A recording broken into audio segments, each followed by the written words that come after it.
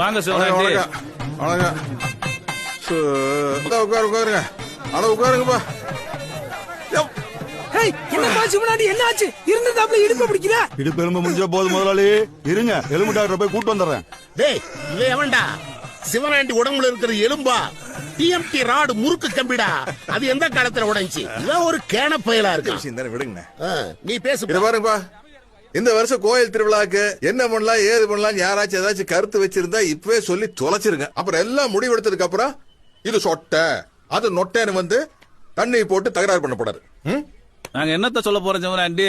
இந்த ஊர்ல கூடுதலோ குறைச்சலோ நல்லதோ கெட்டதோ நீ தானப்பா அனுசரிச்சு இழுத்துட்டு போற. அதனால நீ ஒரு என்ன முடிவு எடுத்தாலும் எங்களுக்கு சம்மதம் தானப்பா. சரி, வழக்கம் போலதான். வீட்டுக்கு 500 ரூபா வரி போடுறோம். வெள்ளிக்கிழமை சாயந்தரம் வான வேடிக்கை, சனிக்கிழமை தீச்சட்டி முளைப்பாரி அம்மன் ஊர்வலம், அன்னைக்கு ராத்திரி வள்ளி திருமணம் நாடகம். சூப்பர்ப்பா, இதாப்பா கரெக்ட்.